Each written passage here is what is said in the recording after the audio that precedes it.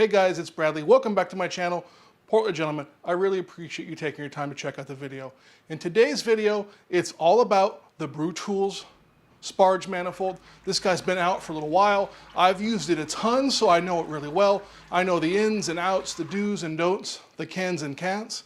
So if you'd like to learn even more about home brewing and home brewing equipment, I would really appreciate it if you would subscribe and brew along with me. Research it, mash it, boil it, ferment it, drink it, analyze it, share it. Home brewing is good. When you go to order your Sparge Manifold, there's three options size-wise, and this should be very self-explanatory. If not, I'm gonna help you out. The small is for the B40, the medium is for the B80, and the large is for the B150. Now, you could put the one for the B40 and the B80 in the 150, or you could put the one for the 40 in the 80, but the 40 is only gonna fit the one for the 40 as it's the smallest. I recommend getting the one that's sized for your system, so it's super simple, small, medium, large, the three sizes systems they currently have available. What do you get in the box? Well, you get the manifold itself. This is the medium size for my B80 Pro, and it's stainless steel pipes in like a star configuration. Each one of these arms has holes drilled in it, and that's what lets the hot water you're sparging with flow through. It also comes with silicone stoppers. It's shipped with a double set, so you get 12 of them. They do fit on pretty easily, but they will bump off on occasion. In my testing, I turn the pump on full, everything maximum flow, because that's just how I like to do things. And I had no issues with these coming off at all in my testing. Everything stayed put. You also get a top stopper, and this little guy just fits nicely in the top, and that kind of secures the whole thing.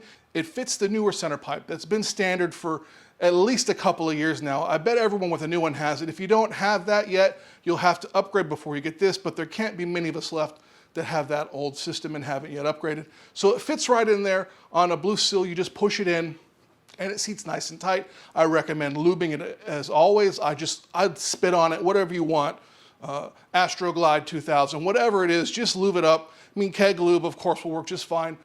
If you're using this for sparging, you shouldn't have any issues with it clogging, but if it does, basically pop off one of these little end posts on whatever run of the arms is clogged, and it should, the increase in velocity and flow should just cause the bit of grain or whatever's in there to pop right out. Worst case scenario, pop the center, turn the pump up, and clean everything out thoroughly, but this shouldn't be a problem. The instance where it may be a problem is if you're trying to use this when you are recirculating in normal mashing. You may have issues with clogging if you use this when recirculating. That's not to say it doesn't work. In my testing, it actually does. This definitely depends on your grain crush and what's going on. My crush is pretty well ideal and dialed in, so I don't have issues with that at all in my testing. But on occasion, I did have some, and I just popped off a couple end caps and turned on the pump, and everything was just fine. I didn't have a critical kind of stoppage when using this for recirculation, but again, this is a Sparge manifold. Another thing that may affect your performance when sparging is whether or not your kettle is level or not. So if your kettle is out of level, water is the opposite of me. It follows the path of least resistance. So it's gonna go wherever it's easiest. So if you're a little out of level, big deal. If you're a lot out of level, you should really fix that. It's gonna make your life a lot easier no matter what you do. And so keep that in mind. Secondly, as far as pump speed goes, pump speed is gonna be difficult for me to say. Honestly, around 38 for me seems to work well, but that depends on where you have your lower valve set, how much you're bypassing, if you're using this during recirculation, if you want to use it for that. But for me, that's been just fine using it to recirculate, and it honestly works very, very well.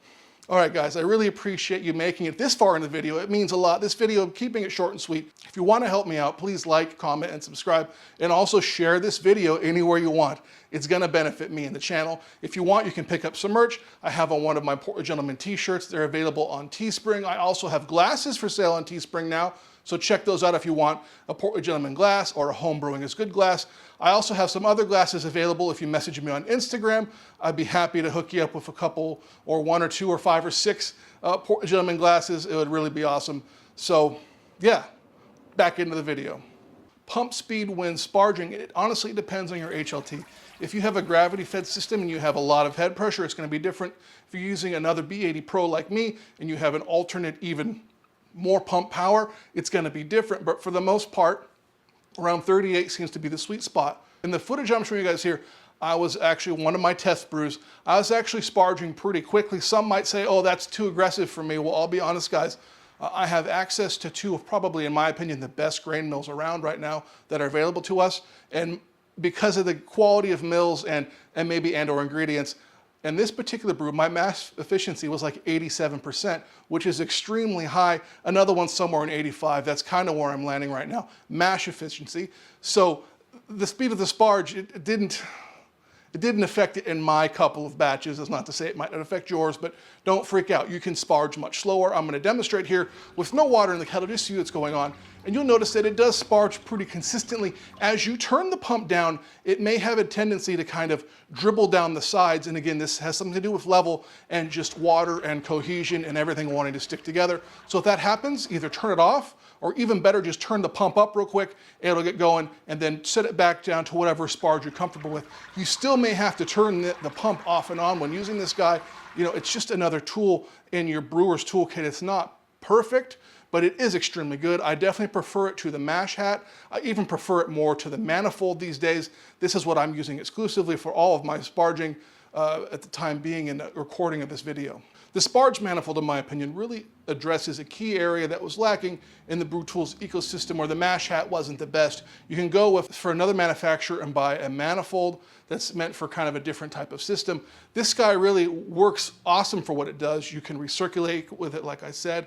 It's super controllable. It's very well thought out. If there's one gripe I had about it, is that I wish these little end caps stayed in place a little bit better. Maybe if they had a little bit more depth here, it might be a little bit better, but it's honestly not a big deal. Just keep it in mind. They give you extras, so if you lose them, it's not the end of the world, but you wouldn't want to lose a bunch, because then you'd be hosed. All right, guys, thank you so much for making it to the end of the video. I really appreciate you sticking around. Are you guys going to think about getting one of these? Do you have one? What are you waiting for next? What are you buying next for your brewery? For me, it's kind of just about researching something is almost as much fun as using it. So let me know. I really appreciate it. Remember, this has been Bradley. Home brewing is good, and I'll see you real soon. Multi-camera sync, face tracking sync. Ready. All right. Big boy in frame properly. I'm in frame. That's a lot of me. I'll be honest.